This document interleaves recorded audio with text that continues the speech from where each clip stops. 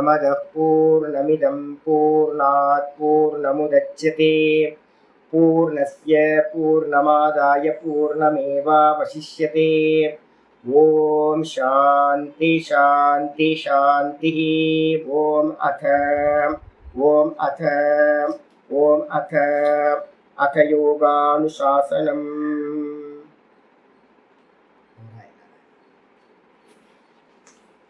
நம்ம இன்னையிலிருந்து என்ன பார்க்க போறோம் அப்படின்னா, இந்த 2வது பாதம் யோக சூத்திரத்தோட 2வது பாதம் சாதனா பாதம் அப்படின்னு பேரு. சாதன பாதம் சொல்லுவாங்க, இல்லை சாதனா பாதம் சொல்லுவாங்க.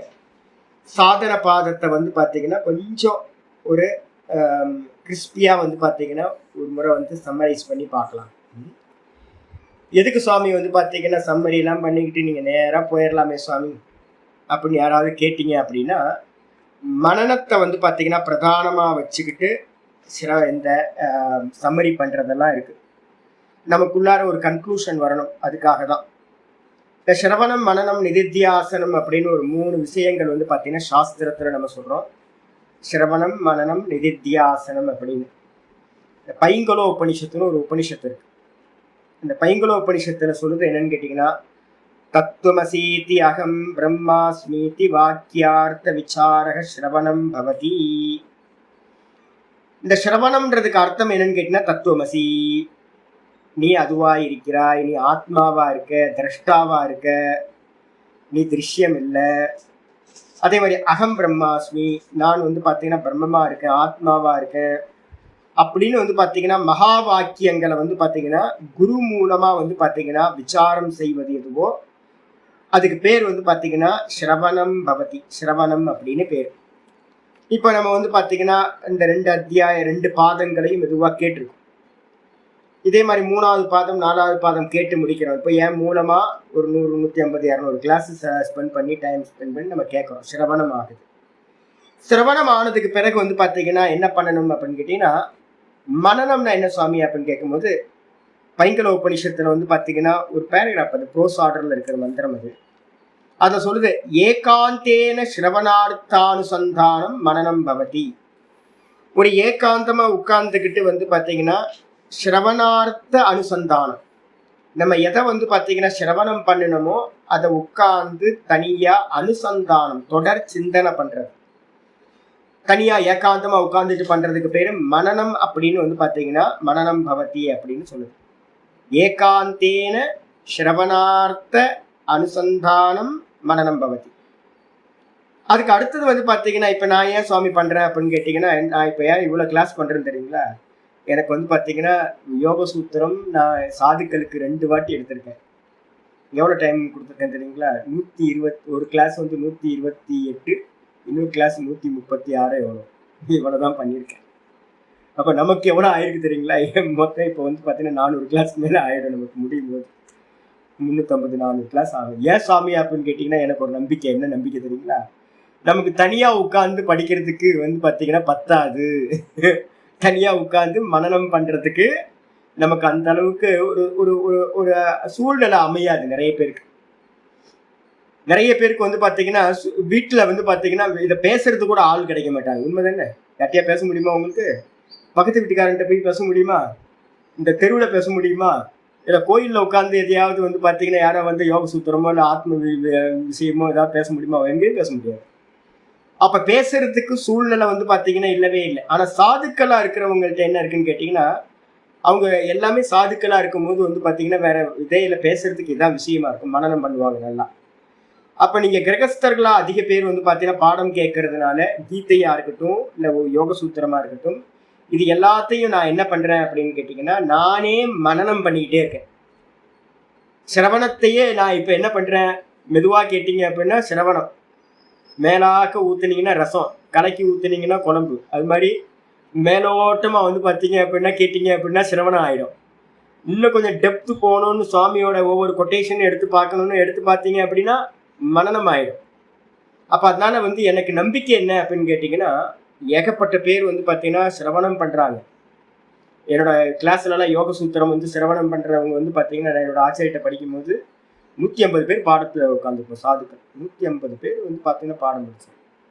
ஆனா வந்து பாத்தீங்கன்னா இதை கிரகணம் பண்ணி அடுத்த லெவலுக்கு கொண்டு போனது யாரு அப்படின்னு கேட்டீங்கன்னா ரொம்ப ஃபியூ தான். மீதி இருக்கவங்க எல்லாம் அங்கங்க போயிடுவாங்க. ஏன்னா மனனம் பண்றதுக்கான சாமர்த்தியம் ரொம்ப முக்கியமான, அதுக்கு ஒரு பெரிய சாமர்த்தியம் கண்ட்ரோல் பண்ணிக்கிட்டு வந்து திரும்ப திரும்ப அதையே யோசிச்சு பண்றது. மனனம் ரொம்ப பிரதானம், அதிக டைம் எடுக்கக்கூடியது மனனம். இப்ப நான் என்ன பார்த்திருக்கேன் அப்படின்னா என்னோட 25 வருஷத்துல என்னோட இந்த லைஃப்ல என்ன பார்த்திருக்கேன் அப்படின்னு கேட்டீங்கன்னா, சிரவணம் பண்றாங்க ஆனா மனனம் பண்றதுக்கான எபிலிட்டி வந்து பாத்தீங்கன்னா ஒரு எப்படி பண்ணணும், என்ன பண்ணணும், எப்படி சிந்திக்கணும், இதெல்லாம் வந்து நிறைய பேருக்கு தெரியவே தெரியாது.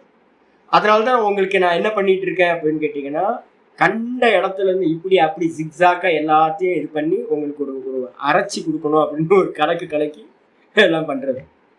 இப்ப இருங்களேன், இப்ப யோக சூத்திரம் எடுக்கிறதுக்கு நான் எதுக்கு வந்து பாத்தீங்கன்னா பிங்கள உபநிஷத்துக்கு பைங்கல உபநிஷத்துக்கு போகணும்.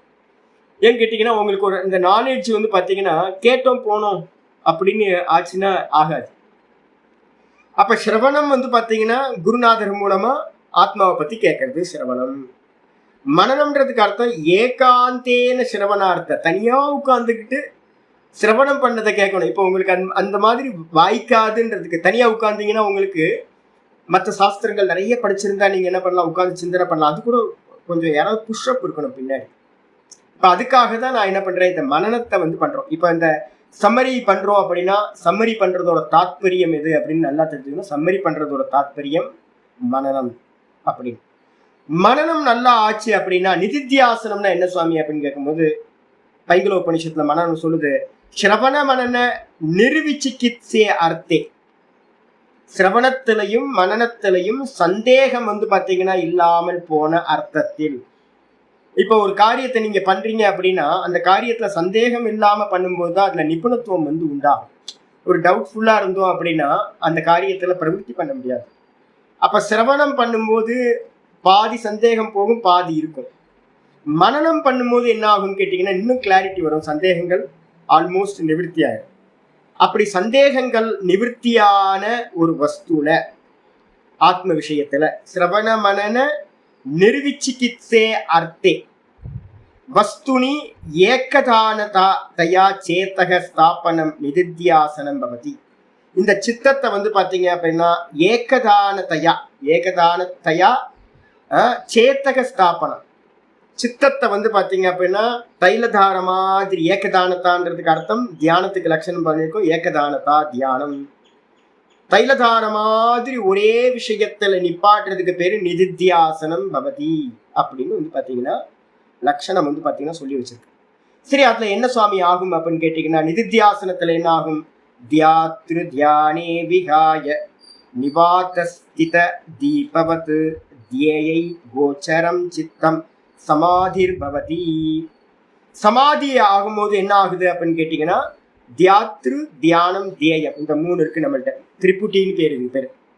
தியானம் செய்பவன் தியாத்ரு, நான் செய்யற காரியம் இது தியானம். எதை தியானம் பண்றேன், தியேய வஸ்து ஆப்ஜெக்டை வந்து பாத்தீங்கன்னா தியானம் பண்றேன். இந்த 3 இருக்கும். இதுல மெதுவா தியானம் பண்ணி என்ன பண்ண போறோம் அப்படின்னு கேட்டீங்கன்னா மெதுவா தியேய ஏக கோச்சரம், தியேயம்னு சொல்லக்கூடிய அந்த ஆத்ம வஸ்துலேயே அகம்ன்ற அந்த ஆத்ம வஸ்துலேயே தொடர்ந்து வந்து பாத்தீங்க அப்படின்னா நிவாத தீபவத்து, அசையாத தீபத்தை போன்று வந்து பாத்தீங்க அப்படின்னா இருப்பது எதுவோ தியேய ஏக கோச்சரம் சித்தம் மனசை வந்து அது மாதிரி வச்சோம் அப்படின்னா வெறும் ஸ்புரண மாத்திரமா வெறும் தீபத்தோட பிரகாசம் மாதிரி அசையாததா பண்ணோம் அப்படின்னா அதுக்கு பேரு சமாதிர் பவதி அப்படின்னு சொல்லுது. தத்தோ அபியாச பாட்டவாத் சகஸ்திரசக சதாமிருதக தாரா பவந்தி. அதுலயே தொடர்ந்து நம்ம அபியாசம் பண்ண அந்த சமாதி அபியாசத்தை பண்ண அதோட பாட்டவம் அப்படின்னா அதோட நிபுணத்தன்மை அடைய என்ன ஆகும், சகஸ்திரசக சதாமிருத தர்மமேக சமாதின்னு ஒண்ணு கேள்விப்பட்டிருக்கோம்ல. முதல் பாதத்துல நம்ம பார்த்தோம்ல, தர்மமேகம்னா என்ன அர்த்தம், தர்மத்தை வருஷிக்கும் அப்படின்னு பார்த்துருக்கோம். நிர்விகல்ப சமாதிக்கு இன்னொரு பேரு தர்மமேக சமாதி. அந்த சமாதியோட அபியாசத்துல என்ன ஆகும் கேட்டீங்கன்னா ஆயிரக்கணக்கான அமிர்த வருஷங்கள் வந்து பாத்தீங்க அப்படின்னா என்ன ஆகும், பெய்ய ஆரம்பிக்கும். ஆனந்தம், வெறும் ஆனந்தத்தை தவிர்த்து நம்ம தூக்கத்துல ஆனந்தமா இருக்கணும், டீப் ஸ்லீப்பர் எவ்வளவு ஆனந்தம் இருக்கும். இதே மாதிரி சமாதியில வந்து பாத்தீங்கன்னா அற்புதமான ஆனந்த ஸ்வரூபம் மட்டும் வர்ஷிக்க ஆரம்பிக்கும். தாரா பவந்தி ததோ யோக வித்தமாக சமாதி தர்மமேகம் பிராகு. இந்த நிலையை தான் வந்து பாத்தீங்கன்னா நிர்விகல்ப சமாதியை வந்து பாத்தீங்கன்னா ஆயிரக்கணக்கான ஆனந்த வருஷங்கள் பெய்யறதுனால, மழை பெய்யறதுனால யோகத்தை அறிந்தவர்கள் உத்தமர்கள் வந்து பாத்தீங்கன்னா சமாதியும் அந்த சமாதியை தர்மமேகம் பிராகு, தர்மமேக சமாதி என்று சொல்கிறார்கள் அப்படின்னு வந்து பாத்தீங்கன்னா சொல்லப்பட்டிருக்கு. அதனால என்ன சுவாமி கிடைக்கும் அப்படின்னா, வாசனாஜாலே நிஷேஷம் அமுனா பிரவிலாபிதே கர்ம சஞ்சயே புண்ணிய பாப்பே சமூலோ மூலிதே பிராக் புனரோக்ஷமபி கரதல ஆமலகவத் வாக்கிய பிரதிபத்த அபரோக்ஷ சாட்சாத்காரம் பிரசூயதே. அந்த நிர்விகல்ப சமாதியில தான் என்ன ஆகும் கேட்டீங்கன்னா, நம்மளுடைய வாசனைகள் இருக்கு பாத்தீங்களா, அனந்த கோட்டி ஜென்மங்களா என்னெல்லாம் வாசனைகளை வச்சிருந்தோமோ அந்த வாசனைகளோட நிர்மூலமானது உண்டாகுது. அது நிர்மூலமாச்சு அப்படின்னா சஞ்சித கர்மான் இருக்குல்ல, சேர்த்து வச்சிருக்கமே, அதுல இருக்கக்கூடிய புண்ணிய பாப்பங்கள் எல்லாம் வேரோடு நாசம் அடைகிறது. அது வந்து பாத்தீங்க அப்படின்னா ஞானம் எப்படி இருக்குன்னா, தன்னை பத்தின ஞானம் கரதல ஆமன கவத்து, கையில இருக்கிற உள்ளங்கை நெல்லிக்கண்ணி போல வந்து பாத்தீங்கன்னா ரொம்ப கிளியர் ஆகுது. பிரதிபத்த அபரோக்ஷ சாட்சாத்காரம் பிரசூயதே. ஆத்மாவை பத்தி நம்ம கேட்டுக்கிட்டு இருந்ததெல்லாம் என்ன ஆகுதுன்னு கேட்டீங்கன்னா அனுபூதியா வந்து பாத்தீங்கன்னா சாட்சாத்காரமாக ஆகிறது. ததா ஜீவன் முக்தக பவதி. அப்ப ஆத்மாவை சாட்சாத்காரம் செய்தவன் ஜீவன் முக்த நிலையை அடைகின்றான். ததோ மேதாபாயே இது வரைக்கும் ஜீவன் முக்தோ பவதி அப்படின்னு இது வந்து பாத்தீங்கன்னா பைங்கல உபனிஷத்துல சொல்லப்பட்டிருக்கு. இப்ப நம்ம எங்க பண்ணிக்கிட்டு இருக்கோம் சுவாமி அப்படின்னு கேட்டீங்கன்னா, சிரவணத்துல வந்து பாத்தீங்கன்னா காரியம் இல்லை கேட்குறீங்க. மனனத்திலையும் வந்து பாத்தீங்க அப்படின்னா சந்தேகங்களை போக்குறது தான் மனனத்தோட தாற்பயம். அதுக்கப்புறம் நிதித்தியாசனம்ன்ற பார்ட், வேதாந்தம் படிக்கிறவங்க நிதித்தியாசனம்ன்ற பார்ட் எப்ப வருதோ அப்பதான் இந்த யோகத்தை வந்து பாத்தீங்கன்னா ஃபுல் ஃபிளெட்ஜா நம்ம என்ன பண்ண போறோம், அப்ளை பண்ண போறோம். இந்த நிதித்தியாசனத்துக்குள்ளதான் இந்த சமாதி அபியாசங்கள் வருகின்றது. மனசுல நல்லா புரிஞ்சுக்கணும். சிரவணத்துல சமாதி அபியாசம் இல்லை, மனனத்திலையும் இந்த சமாதி அபியாசம் இல்லை. இந்த ரெண்டுத்திலையும் வந்து பாத்தீங்கன்னா கேட்கறது சிந்திக்கிறது, இந்த ரெண்டு தான். நிதித்தியாசனம்னு வரும்போதுதான் என்ன பண்ண வேண்டியிருக்கு, சமாதி அபியாசம் செய்ய வேண்டியிருக்கு. சமாதிக்கு என்ன சுவாமி வேணும் அப்படின்னா சாதனம் வேணும். சமாதி அடையறதுக்கு சாதனம் வேணும். இப்ப நான் சொல்லியிருக்கிறது எல்லாமே வந்து பாத்தீங்கன்னா எங்க இருக்கு அப்படின்னா பைங்கல உபனிஷத்துல இருக்கிறது.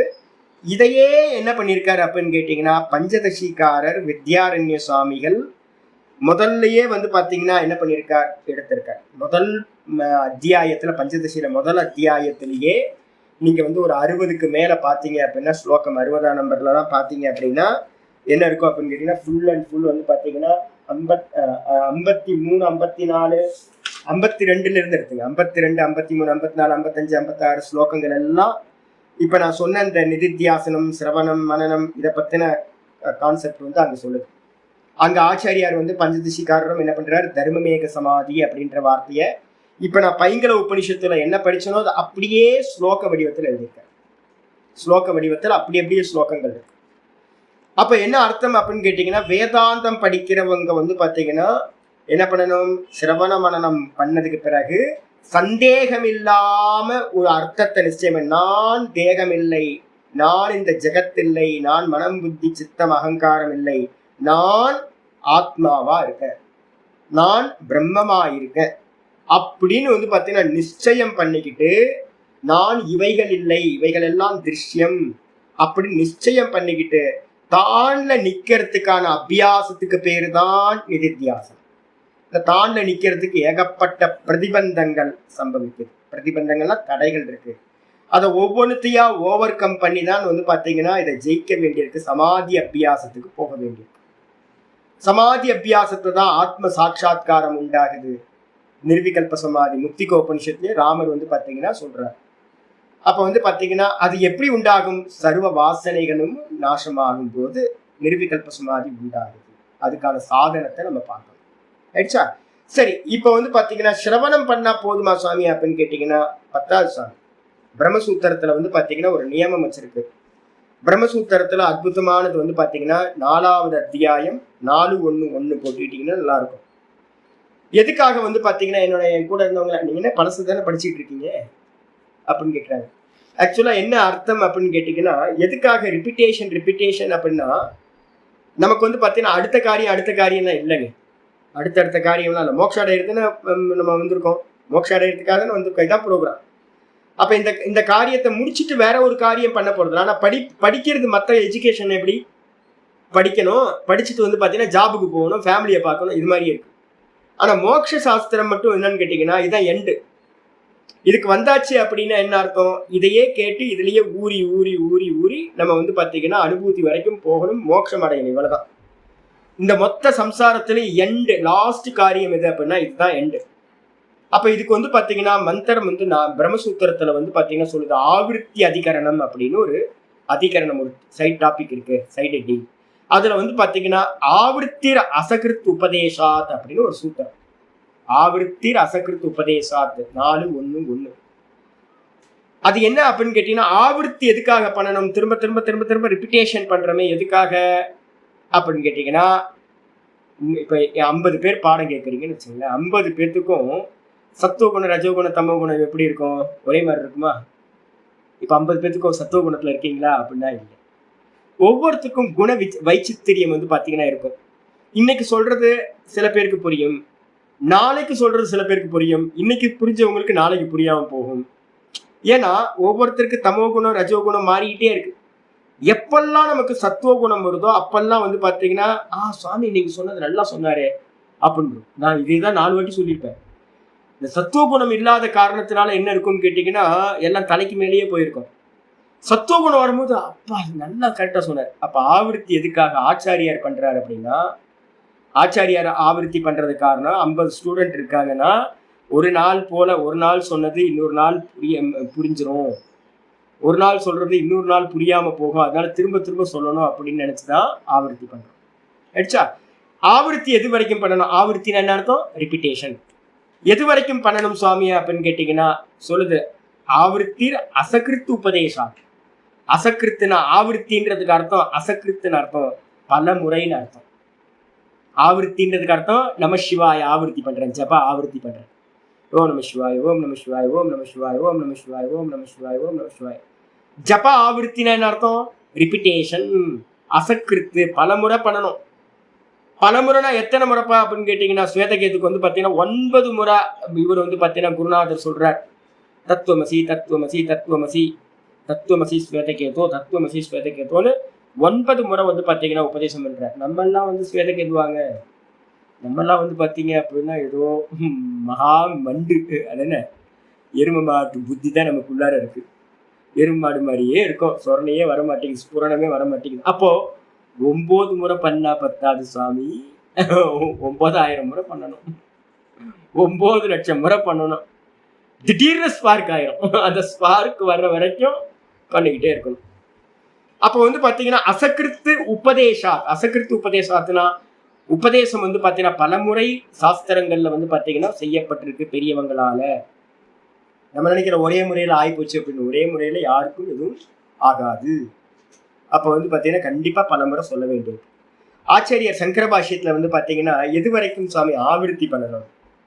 ஆவிருத்தினா ரிப்பிட்டேஷன் எது வரைக்கும் பண்ணணும் அப்படின்னு கேள்வி கேட்கும் போது அங்க சொல்றார். சங்கர பாஷ்யத்துல வந்து பாத்தீங்கன்னா அந்த சூத்திரத்துல சொல்றார், தர்ஷன பரியவசானத்வாது ஏஷாம். ஆத்ம சாட்சா்காரம் உண்டாகிற வரைக்கும் சிரவணம் மனனம் நிதித்தியாசனத்தை என்ன பண்ணணும்? திரும்ப திரும்ப திரும்ப திரும்ப பண்ணணும். எது வரைக்கும்? தர்ஷன பரியவசானத்வாத் ஏஷாம். இந்த 3 காரியங்களையும் ஆத்ம சாட்சா்காரம் உண்டாகிற வரைக்கும் வந்து பாத்தீங்கன்னா ஒரு சாதகன் சிரவணம் பண்ணிக்கிட்டே இருக்கணும், மனனம் பண்ணிக்கிட்டே இருக்கணும், நிதித்தியாசனம் பண்ணிக்கிட்டே இருக்கணும். முதல் சிரவணம் பண்றது யாருன்னு கேட்டீங்கன்னா ஆச்சாரியர் தான். நான் தான் முதல், நீங்க இல்லை. நான் பாடம் சொல்றத வந்து பாத்தீங்க அப்படின்னா நானே கேட்டுக்கிட்டு இருக்கேன். உள்ள இருந்து பரமாத்மா பாடம் சொல்லிக்கிறார், நான் கேட்டுக்கிட்டே இருக்கேன். நான் இன்னும் சிரவணார்த்தி தான். கூடவே வந்து பாத்தீங்க அப்படின்னா மனனமும் பண்ணிக்கிட்டு இருக்கேன். கூட வந்து பாத்தீங்கன்னா நிதித்தியாசனமும் நடந்துகிட்டே இருக்கும், சைட்ல மைன்யூட்டா நடந்துகிட்டே இருக்கும். இப்போ உங்களுக்கும் அதே தான்.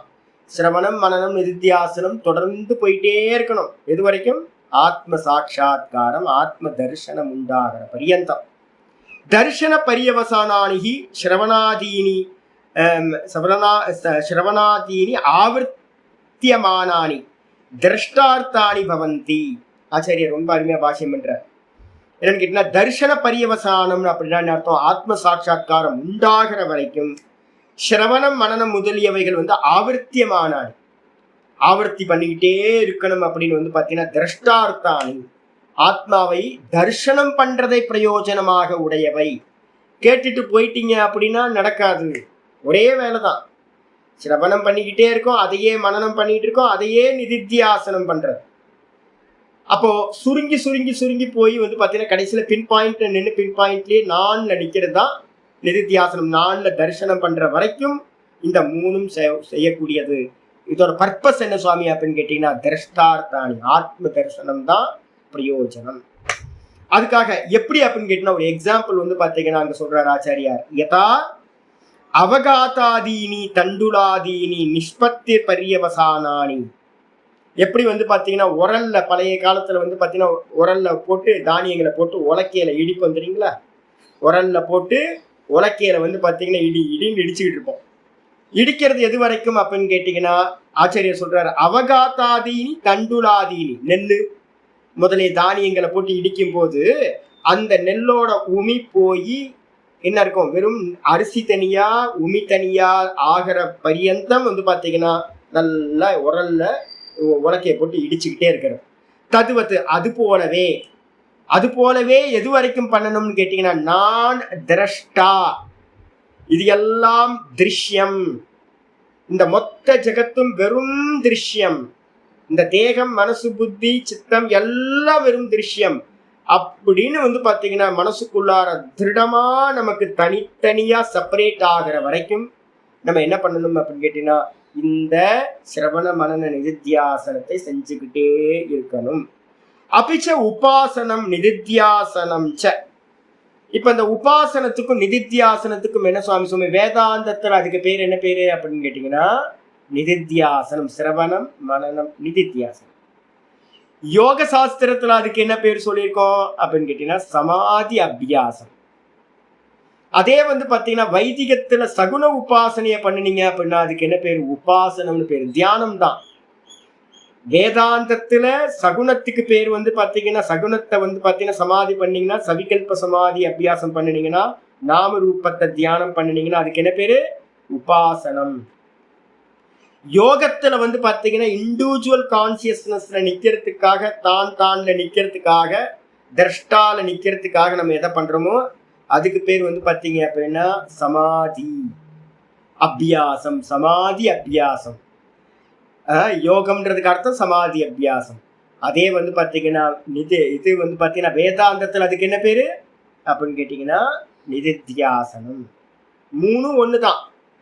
உபாசனம் சகுனமாயிடும். இதுல யோகத்துல பாத்தீங்கன்னா சமாதி அபியாசம் இண்டிவிஜுவல் கான்சியஸ்னஸ்ல நிக்கிறதா இருக்கும், அதுக்கான அபியாசம். வேதாந்தத்துல பிரம்மத்துல பாத்தீங்கன்னா சிரவண மனனம் முடிச்சதுக்கு பிறகு பண்ற பிரம்மத்துல நிக்கிறது நிதித்தியாசம். இதான் விஷயம். அப்ப ஆச்சாரியர் சொல்லும்போது சொல்றார், அப்பிச்ச உபாசனம் நிதித்தியாசனம் ச இத்தி அந்தர்நீத ஆவருத்தி குணைவ கிரியா அபிதீயதே. நிதித்தியாசனத்துக்கும் ஆவருத்தி தேவை, திரும்ப திரும்ப திரும்ப திரும்ப பண்ணணும். அதே நேரத்துல உபாசனத்துக்கும் பாத்தீங்கன்னா திரும்ப திரும்ப பண்ணணும். இப்ப இங்க சமாதிக்கும் பாத்தீங்கன்னா ஒரு காரியத்தை நம்ம திரும்ப திரும்ப திரும்ப திரும்ப பண்ண பண்ண பண்ண கிளாரிட்டி அதிகமாயிட்டே போகும். அப்ப கிளாரிட்டி அதிகமாகிறதுக்காகத்தான் நம்ம என்ன பண்றோம்? ஆவருத்தி பண்றோம் அப்படின்றத நல்லா தெரிஞ்சுக்கணும். சரி, இப்ப பாத்தீங்கன்னா இப்ப 2வது பாதம் சாதனா பாதத்தை நம்ம என்ன பண்ண போறோம்? ஒரு சம்மரி பார்க்க போறோம். யாராவது கேட்பாங்க, சம்மரி எதுக்கு? ஆவருத்தி. என்ன காரியம்? மனன காரியம். எதுக்காக மனனம் பண்ணணும்? எல்லா சந்தேகங்களும் நிவர்த்தி பண்றதுக்காக மனனம் பண்ணணும். மனனம் பண்ணாதான் சந்தேகம் இல்லாத வஸ்துல நம்மளால என்ன பண்ண முடியும்? எஸ்டாப்ளிஷ் ஆக முடியும், நிக்க முடியும். ஆயிடுச்சா? இதுக்கப்புறம் பாத்தீங்கன்னா ஆச்சாரியர் முதல் சூத்திரத்துல இருந்து ஆரம்பிக்கும். நல்லா புரிஞ்சிச்சு. சாதனா பாதம் முதல் சூத்திரம் ஆரம்பிக்குது. இந்த சாதனா பாதத்துல முதல் சூத்திரமே வந்து பாத்தீங்க அப்படின்னா இந்த சாதனா பாதத்துல உத்தம அதிகாரிகளுக்கு வந்து பாத்தீங்கன்னா முதல் பாதம் சமாதி அபியாசத்துக்கான சாதனங்கள்லாம் முதல் பாதத்துல உத்தம அதிகாரிக்கு சொல்லி முடிச்சாச்சு. இப்ப வந்து பாத்தீங்கன்னா சாதனா பாதத்துல மத்தியம அதிகாரிகளுக்கும் மந்த அதிகாரிகளுக்குமான சாதனம் தான் சொல்ல போறோம். உத்தம அதிகாரிக்கான சாதனம் போன பாதத்துல 22ல இருந்து ஆரம்பிச்சு பாதம் முடிகிற வரைக்கும் வந்து பாத்தீங்க அப்படின்னா சமாதி அபியாசத்தை சொல்லி முடிச்சாச்சு. ஓங்கார சாதனையில இருந்து மொத்தம் 7 சாதனைகள் உபாசனங்கள் உத்தம அதிகாரி. இப்போ சொல்ல போறது ஃபுல் அந்த 2வது பாதத்தையும் நீங்க என்ன பண்ணணும், மத்தியம் அதிகாரி அதம் அதிகாரி இவங்க தான் எடுத்துக்க போறோம். இந்த இவங்களுக்கு யாரு மத்தியம் அதிகாரிகள் யாரு? நம்ம எல்லாம் மத்தியம் அதிகாரிகள் நினைச்சுதான் நான் வந்து பாத்தீங்கன்னா பாடம் எடுத்துட்டு இருக்கேன். நம்ம எல்லாம் மத்தியம் அதிகாரிகள் நினைச்சு பாடம் எடுக்கிறேன். கொஞ்சம் பேர் வந்து பாத்தீங்கன்னா இல்ல சாமி நான் மத்தியம் அதிகாரி இல்லைன்னு அக்செப்ட் பண்றவங்க இருக்காங்க. நம்ம அதம் அதிகாரி சாமி அப்படின்னு நமக்கே தெரியும். கொஞ்சம் பேர் கொஞ்சம் அதிகப்படியா நம்ம மெச்சிக்கிட்டோம் அப்படின்னா மத்தியம் அதிகாரி. இப்ப மத்தியம் அதிகாரிக்கு என்ன சாதனம் அப்படின்னு கேட்டீங்கன்னா முதல் சூத்திரத்துல மத்தியம் அதிகாரிக்கு சாதனம் சொல்ற தபஸ்வாத்யாயேஸ்வர பிரணிதானானி கிரியா யோகா. தபஸ்வாத்யாயேஸ்வர பிரணிதானானி கிரியா யோகா. தபஸ்வாத்யாயேஸ்வர பிரணிதானானி கிரியா யோகா. கிரியாயோகம் அப்படின்ற இதை வந்து பார்த்தீங்கன்னா மெத்தடை வந்து இன்ட்ரோடியூஸ் பண்ற ஆச்சாரியார். கிரியாயோகம் அப்படின்னா என்ன அப்படின்னா தபஸ் சுவாத்தியாய ஈஸ்வர பிரணிதானானி. தபஸ்ன்னு சொல்லக்கூடியது, அதுக்கப்புறம் சுவாத்தியாயம்னு சொல்லக்கூடியது, அப்புறம் ஈஸ்வர பிரணிதானம் சொல்லக்கூடியது. இந்த 3ம் வந்து பாத்தீங்கன்னா கிரியாயோகம் என்று சொல்லப்படுகின்றது. ஆச்சாரியர் வந்து பாத்தீங்கன்னா பாகவதத்திலையும் ஸ்ரீகிருஷ்ணர் வந்து பாத்தீங்கன்னா கிரியாயோகத்தை சொல்றார். அதனால கிரியாயோகம்ன்றது வந்து பாத்தீங்கன்னா வைதிகம்.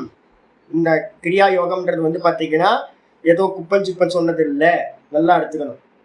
அப்ப ஆதிசேஷ அவதாரமா எடுத்து இங்க பதஞ்சலியா வந்து எதை சொல்றாரோ இதையே பகவான் என்ன பண்றார், கிரியாயோகமா வந்து பாத்தீங்கன்னா உபதேசம் பண்றார் பாகவதத்துல. நல்லா புரிஞ்சுக்கணும். தபஸ்னா என்ன சுவாமி அப்படின்னு கேட்டீங்கன்னா தபஸ் வந்து பாத்தீங்கன்னா சந்தாபின்ற தாத்து நல்ல வாட்டுதல்னு அர்த்தம்.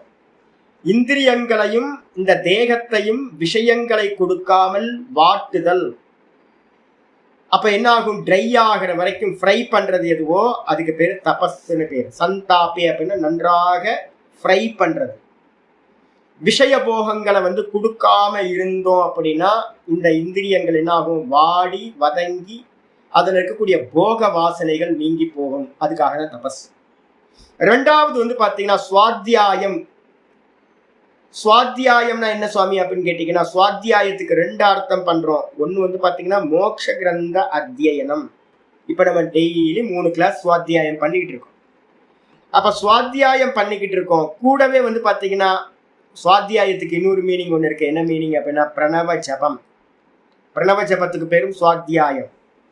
ஏற்கனவே நான் விஷ்ணு சஹஸ்ரநாமத்துல வந்து பாத்தீங்கன்னா அவதாரிக்கான 3 வாட்டி வந்து பாத்தீங்கன்னா சங்கரர் ஒரு ஸ்லோகத்தை யூஸ் பண்ணார். உங்களுக்கு தெரியும் நினைக்கிறேன். நல்லா வந்து பாத்தீங்கன்னா திரும்ப திரும்ப திரும்ப ஆச்சாரியர் வந்து பாத்தீங்கன்னா அந்த ஸ்லோகத்தை 3 வாட்டி ரிப்பீட்டேஷன் பண்ணார். என்னது அப்படின்னு கேட்டீங்கன்னா விலோடிய ஆலோடிய சர்வசாஸ்திராணி விசாரியச்ச புனః இதமேக்கம் சுனிஷ்பன்னம் தியேயோ நாராயண சதா. ஒரு கன்க்ளூஷனுக்கு வந்தார். என்ன அப்படின்னு கேட்டீங்கன்னா எல்லா சாஸ்திரத்தையும் படிச்சு முடிச்சேன், ஆலோடிய சர்வசாஸ்திரம் நல்லா மந்தனம் பண்ணிட்டு விசாரியச்ச புனக திரும்ப திரும்ப விதவிதமான கிரந்தங்களை எல்லாத்தையும் விசாரம் பண்ணுங்க. பண்ணிட்டு என்ன கிடைச்சதுப்பா அப்படின்னு கேட்டீங்கன்னா இதம் ஏக்கம் சுனிஷ்பன்னம். இந்த ஒரே ஒரு கன்க்ளூஷன் தான் உண்டாயிட்டு. என்ன கன்க்ளூஷன் சுவாமி அப்படின்னா தியேயோ நாராயண சதா. நாராயணன் யாரு? ஆத்மா, ஒரிஜினல் சைத்தன்யம், பிம்பபூத்தமா இருக்கிற சைத்தன்யம் நாராயணன். நம்மெல்லாம் ரிஃப்ளெக்ஷன். அப்ப வந்து பாத்தீங்கன்னா அந்த ஒரிஜினல் பிம்பமா இருக்கக்கூடிய அந்த நாராயணனை சுத்த சைத்தன்யத்தை தியானம் செய்ய வேண்டும். இவ்வளவுதாங்க. இதான் வந்து பாத்தீங்கன்னா கடைசியில உண்டானது. அப்ப சிரவணம் மனனம் நல்லா பண்ணி முடிச்சதுக்கு அப்புறம் ஒரு நிச்சயத்துக்கு வரோம். இதுதான் நாராயணனை வந்து பாத்தீங்கன்னா தியேயோ நாராயண சதா. சரி, எப்படி தியானம் பண்றது அப்படின்னு கேட்டீங்கன்னா, அதுக்கு 3 வாட்டி வந்து பாத்தீங்கன்னா என்ன பண்ணிருக்காருன்னு கேட்டீங்கன்னா, முதல் விஸ்வம் வார்த்தை இருக்குல்ல, முதல் சப்தம் விஷ்ணு சஹஸ்ரநாமத்துல விஸ்வம் விஷ்ணு வஷட்காரோ அந்த முதல் ஸ்லோகம் வரைக்கும் 3 வாட்டி வந்து பாத்தீங்கன்னா ஒரே ஸ்லோகத்தை ஆவர்த்தி பண்ணியிருக்கார் சங்கராச்சாரியர். என்ன அப்படின்னு கேட்டீங்கன்னா, ஹரிரேக சதா தியேயோ பவத்பி சத்வ சம்ஸ்திதைஹி ஓமித்யேவம் சதா விப்ராஹா படத தியாயத கேசவம். ஒரு முக்கியமான ஸ்லோகம் சொல்றார். ஹரிரேக சதா தியேயோ, ஹரினாலும் நாராயணனாலும் சுத்த பிரம்ம தத்துவம், ஆத்ம தத்துவம். அந்த ஹரியதான் சதா தியேயக, தியானிக்க யோக்கியமானவன் ஹரி மட்டும்தான். என்ன பண்ணணும்? பவத்பிஹி சத்வ சம்ஸ்திதைஹி, நல்ல சத்துவ குணத்துல நிலை பெற்றவர்களாக இருக்கின்ற தாங்களுக்கு ஒரே ஒரு விஷயம்தான் யோக்கியமானது தியானம் பண்ண. குடும்பத்தையோ குட்டியையோ லோகத்தையோ தியானம் பண்ணாதீங்க. ஹரிரேவ சதா தியேய, ஹரிதான் தியானிக்க வேண்டும். எப்படி ஹரிய தியானிக்கிறது? ஓம் இத்யேவம் படத தியாயத கேசவம். அந்த கேசவனை வந்து பாத்தீங்கன்னா என்ன பண்ணணும்? ஓம் என்ற ஏகாட்சரத்தினால வந்து பாத்தீங்கன்னா ஜபம் பண்ணுங்க, தியானம் பண்ணுங்க அப்படின்னு. அப்ப முதல் ஸ்டெப் வந்து பாத்தீங்கன்னா சுவாத்தியாயத்துக்கு முதல் அர்த்தம் என்ன அப்படின்னு கேட்டீங்கன்னா, சுவாத்தியாயத்துக்கு முதல் அர்த்தம் சாஸ்திரங்களை திரும்ப படிக்கிறது, மோட்ச சாஸ்திர அத்தியனம். அதுக்கு பேரு சுவாத்தியாயம்னு பேரு. இப்ப நம்ம பண்ணிட்டு இருக்கிறது அது. கூடவே வந்து பாத்தீங்கன்னா எல்லாம் முடிச்சதுக்கு அப்புறம் எல்லாத்தையும் தூக்கி கடல்ல போட்டுட்டு பேசாம ஓம் ஓம் ஓம் ஓம் ஓம்னு உட்கார்ந்தீங்க அப்படின்னா மொத்த சாஸ்திரத்தோட சாரம் ஓங்கார அபியாசம். அப்ப சுவாத்தியாயம்ன்றதுக்கு அர்த்தம் 2 அர்த்தம் எடுக்கணும். ஒண்ணு மோட்ச கிரந்த சிரவணம் மனனம் பண்றது, அதுக்கப்புறம் நிதித்தியாசனத்துல வந்து பாத்தீங்கன்னா ஓங்காரத்தை தியானம் பண்றது. இந்த 3 தான் வந்து, இந்த 2 பேர் தான் சுவாத்தியாயம் பேர். அது அப்புறம் தபஸ்வாத்தியாய ஈஸ்வர பிரணிதானம்னா என்ன சுவாமி அப்படின்னு கேட்டா, ஈஸ்வர பிரணிதானம்ன்றதுக்கு பாஷ்யக்காரர் வந்து பாத்தீங்கன்னா ரொம்ப தெளிவா சொல்றார். பாஷ்யத்துல சொல்லும் போதே சொல்றாரு. என்னன்னு கேட்டீங்கன்னா, ஈஸ்வர பிரணிதானம் சர்வக்கிரியானாம் பரமகுரவு அர்ப்பணம் தத் பல சந்நியாசோவா. பரமகுருவா இருக்கக்கூடிய, நம்ம எல்லாத்துக்கும் ஆதி குருவா இருக்கக்கூடிய அந்த பரமாத்மாவின் இடத்துல, ஈஸ்வரன் இடத்துல வந்து பாத்தீங்கன்னா சர்வக்கிரியானாம் எல்லா கிரியைகளையும் வந்து பாத்தீங்க அப்படின்னா என்ன பண்றது? தியாகம் பண்றது. நான் பண்ணல நான் பண்ணல நான் பண்ணல அப்படின்னு. கூடவே வந்து பாத்தீங்கன்னா பல சந்நியாசோவா, எல்லா கருமத்தோடைய பலன்களையும் வந்து பாத்தீங்கன்னா தியாகம் செய்தல். அப்ப என்ன அர்த்தம்? சர்வ கருமங்களையும் சர்வ கர்ம பலன்களையும் தியாகம், ஈஸ்வரன் இடத்துல தியாகம் செய்தல் எதுவோ அதுக்கு பேர் தான் வந்து பாத்தீங்க அப்படின்னா ஈஸ்வர பிரணிதானம், ஈஸ்வர சரணாகதி அப்படின்னு பேர். ஈஸ்வர சரணாகதின்னு பேர். இந்த 3த்துக்கு பேர் தான் வந்து பாத்தீங்கன்னா கிரியா யோகம். இது வைதிகமானு கேட்டீங்கன்னா 100% வந்து வைதிகம். கிரியா யோகம் பண்ணணுமா வேணாமான்னு யாராவது கேட்பாங்க. கிரியா யோகம் அதெல்லாம் இருக்கு அப்படின்னு. கிரியா யோகம் பகவத்கீதையோட சாரம். இந்த 3மே பகவத்கீதையில சொல்லப்பட்டது. தபசு பகவான் சொல்றார், கிருஷ்ணர் சொல்றார், எல்லா சாஸ்திரங்களும் வேதாந்த சாஸ்திரங்களும் சொல்லுது. அப்புறம் சுவாத்தியாயம் திரும்ப திரும்ப சிரவண மனனம் பண்ணணும். ஸ்ரோத்தவியம் மந்தவியம் நிதித்தியாசித்தவியகன்னு பிருகதாரண்ய உபனிஷத்து சொல்லுது. அப்ப சுவாத்தியாயம் பண்ணணும். பிரணவத்தை பண்ணணுமா? ஆமா. ஏதத் ஆலம்பனம் சிரேஷ்டம் ஏதத் ஆலம்பனம் பரம். கட்டோபனிஷத்துல இருந்து வந்து பாத்தீங்கன்னா கீதையில இருந்து எல்லாம் வந்து ஓங்காரத்தை வந்து ஜபிக்க சொல்லுது. அப்ப சுவாத்தியாயம் பண்ணணும். அப்புறம் ஈஸ்வர பிரணிதானம்னு சொல்லக்கூடிய கர்ம தியாகமும் கர்ம பல தியாகத்தையும் பண்ணணுமா? கண்டிப்பா பண்ணணும். கீதையோட தாத்பரியமே என்ன அப்படின்னு கேட்டீங்கன்னா கர்ம தியாகம் கர்ம பல தியாகம். அப்ப அதனால வந்து பாத்தீங்க அப்படின்னா அந்த 3மே நம்ம வந்து பாத்தீங்கன்னா அவசியம் மத்தியம் அதிகாரிகளா இருக்கிற நம்ம பண்ண வேண்டும் சொல்லியாச்சு. அப்ப தெளிவா தெரிஞ்சுக்கணும். தபஸ்வாத்தியாய் ஈஸ்வர பிரணிதானானி கிரியா யோகா. சரி, இதனால என்ன சுவாமி கிடைக்கும் அப்படின்னு கேட்டீங்கன்னா 2வது சூத்திரம் ஆரம்பிக்குது. சமாதி பாவனார்த்தா கிளேஷதனு கரணார்த்தஸ்ச. சமாதி பாவனார்த்தா கிளேஷதனு கரணார்த்தஸ்ச.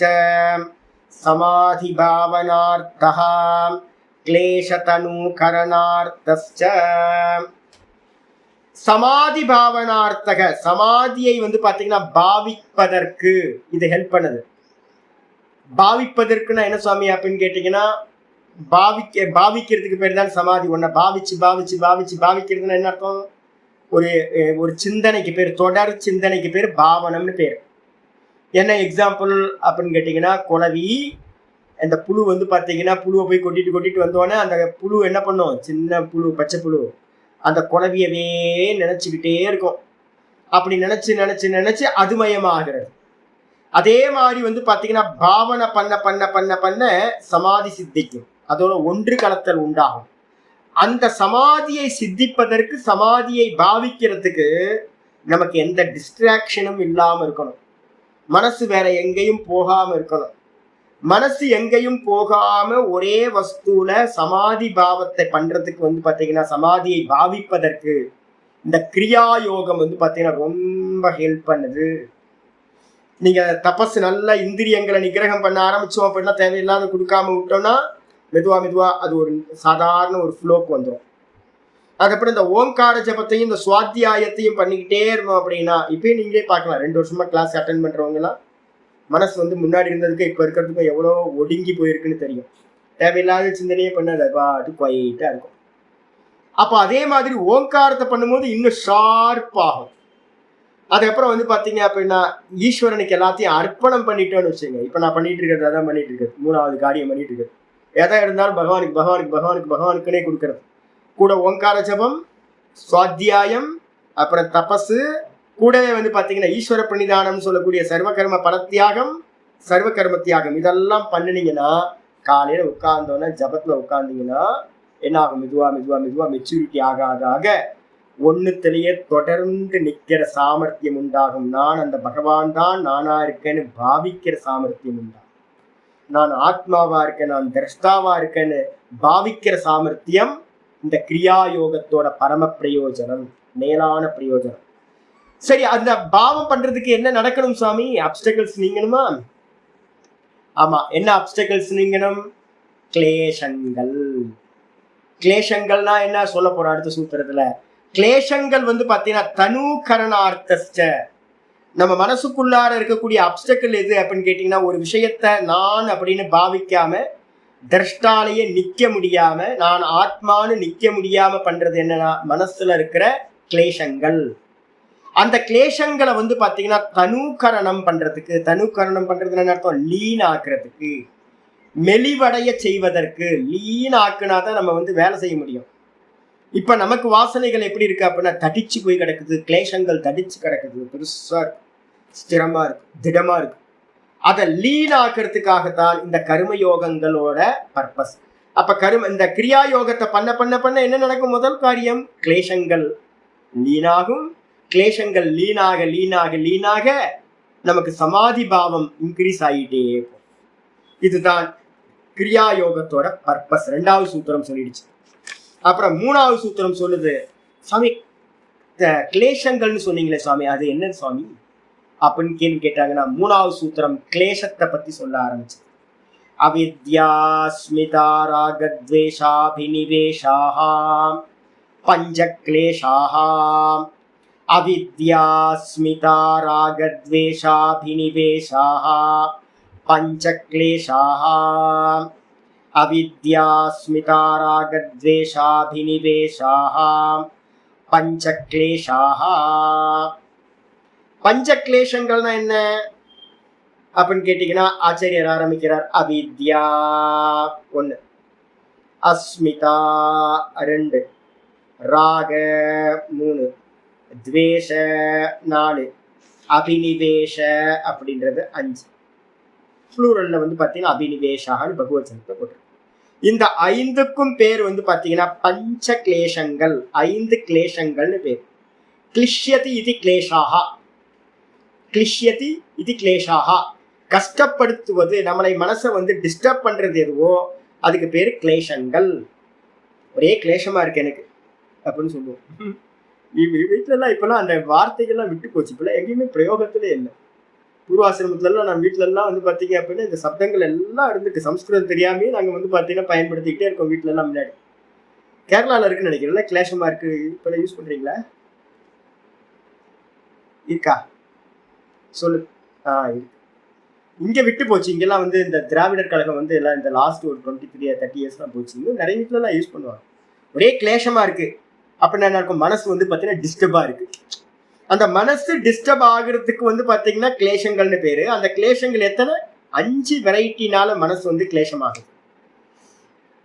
இதுல வந்து பாத்தீங்கன்னா 5 கிளேஷங்கள் எது சுவாமி அப்படின்னு கேட்டீங்கன்னா, ஒவ்வொன்றுத்தையும் ஆச்சாரியர் என்ன பண்றார், இந்த அடுத்த சூத்திரத்துல இருந்து எக்ஸ்பிளைன் பண்ண ஆரம்பிக்கிறார்.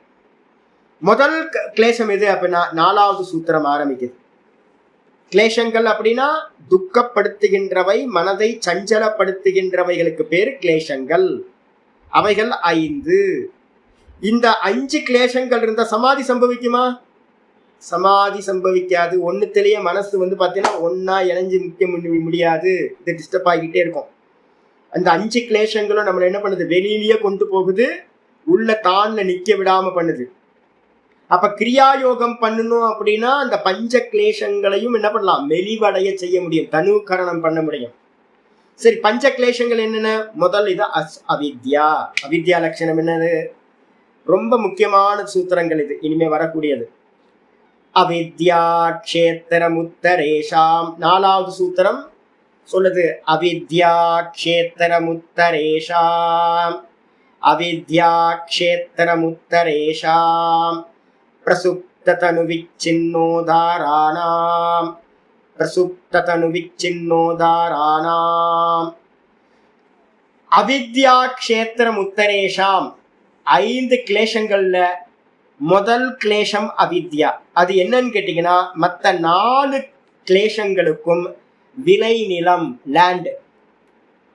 இந்த லேண்ட் அவித்யான்ற லேண்ட்ல இருந்துதான் அஸ்மிதா ராகத்வேஷ அபினிவேஷம்னு சொல்லக்கூடிய 4 கிளேஷங்கள் செடி மாதிரி மரம் மாதிரி வருது. க்ஷேத்திரம் அப்படின்னா லேண்ட். இந்த 5 கிளேஷங்கள்ல முதல் கிளேஷமா இருக்கின்ற அவித்யா தான் விளை நிலம். சரி, அந்த அவித்யா எத்தனை விதமா பிரிக்கலாம் சுவாமி? இது ரொம்ப வேதாந்தம் படிக்கிறவங்களுக்கு எல்லாம் வந்து பாத்தீங்கன்னா யோக சாஸ்திரம் படிக்கணும் சாமி. இல்ல அப்படின்னா இவங்களுக்கு வாசனைய பத்தியும் தெரியாது, கர்மத்தை பத்தியும் தெரியாது. வேதாந்தத்துல என்ன பயன்படுத்துவோம் அப்படின்னு கேட்டீங்கன்னா, வாசனா பிரயோகம் 108 உபனிஷதங்கள்ல இருக்கு. மேஜர் உபனிஷத்து எல்லாமே எதை பத்தி பேசும் அப்படின்னு கேட்டீங்கன்னா, கர்மத்தை பேசும். கர்மம் வாசனை இந்த ரெண்டுத்தையும் பிரிக்க முடியாது. நீங்க கர்மத்தை பேசுனீங்க அப்படின்னா கூட வாசனை இருக்குன்னு அர்த்தம், வாசனைய பேசுனீங்க அப்படின்னா கூட கர்மம் இருக்குன்னு அர்த்தம். சதிமூலே தத்விபாகோ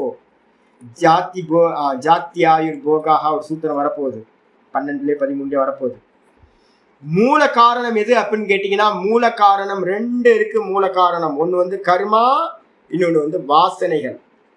இங்க ஆச்சாரியர் அவித்யான்றதுக்கு லட்சணம் சொல்லும் போது என்ன சொல்றார்? வாசனைகள் தான் அவித்யா. 11 வரப்போகுது, 11ஆம் சூத்திரம் 13 சொல்ல போறோம். அப்ப இப்ப எடுத்துக்கணும் ஒரு லட்சணம் முதல்ல தெரிஞ்சுக்கணும். அவித்யானா என்ன பாப்பேன்னா வாசனைகள் தான் அவித்யா. நான் இதுக்கு எக்ஸாம்பிள் உங்களுக்கு என்ன சொல்லியிருக்கேன் அப்படின்னு கேட்டீங்கன்னா, ப்ரொஜெக்டர்ல இருக்கக்கூடிய பிலிம் ரோல், ப்ரொஜெக்டர் தான் அவித்யா, மாயா. அந்த மனசுதான் வந்து பாத்தீங்கன்னா அந்த ப்ரொஜெக்டர். நம்ம இதுல வேதாந்தத்துல மனசுன்னு சொல்லுவோம், இங்க யோகத்துல சித்தம்ன்ற ப்ரொனவுன்சியேஷன் பண்றோம், சப்தங்களை பிரயோகம் பண்றோம். அப்ப ப்ரொஜெக்டர் வந்து பாத்தீங்கன்னா சித்தம் இல்லைன்னா மனம்னு எடுத்துக்கணும். அதுல இருக்கக்கூடிய பிலிம் ரோல் தான் வந்து பாத்தீங்கன்னா அவித்யான்னு சொல்லக்கூடிய வாசனா. ரொம்ப புரிதல் ஈஸியாயிடும்.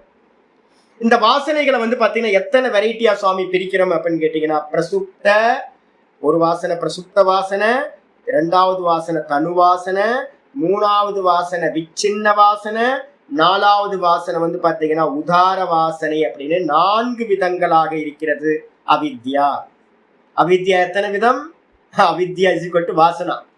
வாசனைக்கு அந்நியமா அவித்யான்னு ஒண்ணு இல்லவே இல்லைங்க. அவித்யான்றது வாசனைக்கு அந்நியமா வேற ஒண்ணும் இல்லை, இவ்வளவுதான். சரி, இந்த வாசனை வெளிப்பட்டிருக்குமா வெளிப்படாம இருக்குமா? வாசனை வந்து பாத்தீங்கன்னா அவித்யான்னு சொன்னீங்கன்னா வெளிப்படாதது, அவ்யாக்கிருதம் மறைஞ்சிருக்கும். அதுல இருந்துதான் க்ஷேத்திரம் சொல்லியிருக்கோம்ல. க்ஷேத்திரம்னு என்ன அர்த்தம்? விளை நிலம். அதுல இருந்துதான் வந்து பாத்தீங்கன்னா எல்லாம் உண்டாகுது. நம்மளோட சம்சாரமே வந்து பாத்தீங்கன்னா அந்த வாசனையில இருந்து அவித்யால இருந்து தான் உண்டாகுது. எத்தனை வாசனை இருக்கு? பிரசுப்த வாசனை. முதல் வாசனை என்னது அப்படின்னு கேட்டீங்கன்னா, இதுல வியாக்கியானம் சூத்திரங்கள்ல இல்ல. அதனால ஒவ்வொரு வாசனையை பத்தி நான் பாஷ்யத்துல இருக்கிறத சொல்லிட்டு உங்களுக்கு மேல போறேன். முதல் வாசனை பிரசுப்த வாசனை. எப்பவுமே நல்லா தெரியுங்க, பிரகிருஷ்ட ரூபேன சுப்த பிரசுப்தன்னு அர்த்தம். நன்றாக தூங்கி கொண்டிருக்கின்ற வாசனைகள். இதெல்லாம் ரொம்ப நமக்கு ஹெல்ப்பா இருக்கிறது. ஈஸியா சமாதானம் கிடைச்சிடும். நமக்கு என்னன்னு ஒர்க் பண்ணணும், எங்க ஒர்க் பண்ணணும்னு தெரியும். பிரசுப்த வாசனைன்னா என்ன அர்த்தம்? நன்றாக தூங்கி கொண்டிருக்கின்ற வாசனைகள். என்ன எக்ஸாம்பிள் சுவாமி அப்படின்னு கேட்டீங்க அப்படின்னா, என்ன வாசனை அப்படின்னு கேட்டீங்கன்னா, ஒரு சின்ன பையன்கிட்ட பாத்தீங்க அப்படின்னா என்ன இருக்கும்? காம வாசனை எப்படி இருக்கும்? ஒரு 6ஆம் கிளாஸ், 5ஆம் கிளாஸ், 4ஆம் கிளாஸ், 3ஆம் கிளாஸ் படிச்சுக்கிட்டு இருக்க ஒரு சின்ன பையன் தானே. ஆமா, ஆம்பளை பையன் தான். ஆனா பாத்தீங்க அப்படின்னா காமம் வந்திருக்குமா? உள்ள பாத்தீங்கன்னா காமம் வந்திருக்காது. ஒருவேளை நீங்க நினைச்சுக்கலாம், ஐயோ அவன்கிட்ட காமமே இல்லை அப்படின்னு. அப்படி இல்லை. அவனோட ஆர்கன்ஸ் பாத்தீங்கன்னா இன்னும் மெச்சூரிட்டி ஆகல. ஒரு டீனேஜை கிராஸ் பண்ணி ஒரு 18 வயசு வரும்போது காமம் பாத்தீங்கன்னா வெளிப்பட ஆரம்பிச்சிடும். அப்போ 4 வயசு, 5 வயசு, 6 வயசுல எல்லாம், ஏன் சுவாமி 8 வயசுல எல்லாம் ஒண்ணுமே இல்லாம இருந்துச்சு அப்படின்னா, அந்த காம வாசனைகள் எல்லாம் அந்த பையன்கிட்ட எப்படி இருந்துச்சு? தூங்கிக்கிட்டு இருந்துச்சு. அதுக்கு என்ன பேரு? தூங்கிக்கிட்டு இருக்கிற வாசனைக்கு பேர் பாத்தீங்கன்னா பிரசுப்த வாசனை. வெளில தெரியவே தெரியாது. ரத்னாகரனோட பிளேடு பக்கரியா ரத்னாகரன் இருக்கும் போது ஒரு செயின்டோட வாசனை தூங்கிக்கிட்டு இருந்துச்சு. அருணகிரிநாதர் விபச்சாரம் பண்ணிக்கிட்டு இருக்கும் போது ஒரு செயின்டோட வாசனை தூங்கிக்கிட்டு இருந்துச்சு. இன்னைக்கு பில்வமங்கலனை பத்தி பேசிட்டு இருந்தோம்ல, அப்ப அவர் ரொம்ப போகியா காமியா இருக்கும் போது அவர்கிட்ட என்ன இருந்துச்சு? ஒரு பெரிய கிருஷ்ண பக்தரோட வாசனை தூங்கிக்கிட்டு இருந்துச்சு. யாருக்கு என்ன வாசனை தூங்கிக்கிட்டு இருக்குன்னே தெரியாது. அப்ப தூங்கிக்கிட்டு இருக்கிற வாசனை பிரசுப்த வாசனை. ஒரு சிங்கம் புலி தூங்கிட்டு இருக்குன்னா எப்படி இருக்கும் பாத்தீங்களா? நான் இப்ப அடிக்கடி வீடியோ பாக்குறதே இந்த காலையில இருந்து யானையும் சிங்கமும் தான் பார்த்துட்டு இருக்கேன். சிங்கம் ஐயோ தூங்கும் போது ஒரு சிங்கம் எப்படி தூங்குது? ஆனந்தமா தூங்கிட்டு, சாந்தமா தூங்கிட்டு இருக்கு. எந்திரிச்சாதான் தெரியும், பக்கத்துல நிக்க முடியுமா? அப்ப பாத்தீங்கன்னா அந்த குரூரத்தன்மை பாத்தீங்கன்னா சிங்கத்திட்ட எப்படி இருக்கு? தூங்கிட்டு இருக்கு. தூங்குற வரைக்கும் வேக்கப் ஆனாதான் தெரியும் என்னன்னு. வேக்கப் ஆகாத வரைக்கும் ஒன்னும் தெரியாது. இது பிரசுப்த வாசனை. ரெண்டாவது, இந்த பிரசுப்த வாசனை யார்கிட்ட? சர்வேஷாம், எல்லா மனிதர்களுக்கும், எல்லா ஜீவர்களுக்கும் காமன் இந்த வாசனை. ரெண்டாவது வாசனை பாத்தீங்கன்னா தனு வாசனான்னு. ரெண்டாவது தனு அப்படின்னா ஏற்கனவே தனு கரணார்த்தன்னு போன சூத்திரத்துல நம்ம பார்த்துருக்கோம். ரெண்டாவது சூத்திரத்திலேயே தனு கரணம்னா என்ன அர்த்தம்? மெலிந்து போதல்னு அர்த்தம். மெலிஞ்சு லீன் ஆகிறது. அதே மாதிரி இங்கேயும் பாத்தீங்கன்னா மெலிந்த வாசனை, லீனா இருக்கிற வாசனைக்கு பேர் பாத்தீங்கன்னா தனு வாசனை அப்படின்னு பேரு. நான் பாத்தீங்கன்னா ரொம்ப காலத்துக்கு முன்னாடி பாத்தீங்கன்னா ஒரு 20 வருஷத்துக்கு முன்னாடி பண்ண நிறைய காரியங்களோட வாசனை இப்ப என்ன ஆகி போச்சு அப்படின்னா இருந்த இடமே தெரியாம போச்சு. அப்ப டைம் கொடுத்து ஒரு அபியாசத்தை பண்ண அதுக்கு ஆப்போசிட்டான அபியாசம் பண்ண ஒரு கெட்ட வாசனை என்ன ஆகும்னு கேட்டீங்கன்னா மெலிஞ்சு அது எந்த ஒரு காரியத்தையும் பண்றதுக்கு சாமர்த்தியம் இல்லாமல் போய்விடும். அதுக்கு பேர் தான் தனு வாசனைகள்னு பேர். இருக்கும், ஆனா அந்த வாசனை பாத்தீங்கன்னா ஒருத்தரை காரியம் பண்ண விடாது, சாமர்த்தியம் இல்லாம போயிடும்.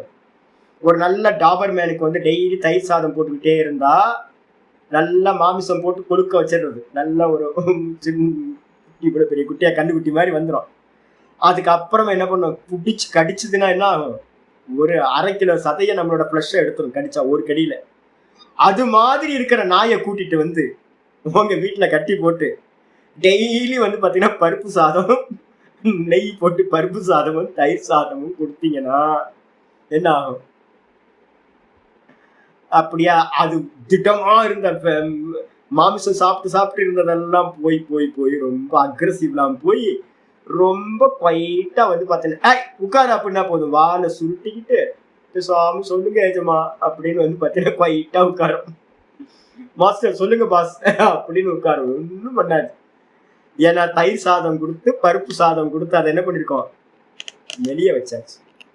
அதால பாத்தீங்கன்னா ஃபைட் பண்ற அந்த இது இல்லாம போயிடும். இது மாதிரி யோகிகள் என்ன பண்றாங்க அப்படின்னா பிரதிபக்ஷ பாவனையினால, ஆச்சாரியர் இந்த தனு வாசனைய பேசியிருக்காரா? இந்த வாசனைகளை பத்தி பேசுறாரா சுவாமி அப்படின்னா பக்கத்துல என்ன பண்ணணும், பகவத்கீதை 33 39 40 வரைக்கும் இருக்கிற ஸ்லோகங்களோட சங்கர பாஷ்யம் 3 33 40 வரைக்கும் இருக்கிற ஸ்லோகங்கள் சங்கர பாஷ்யம் படிக்கணும்.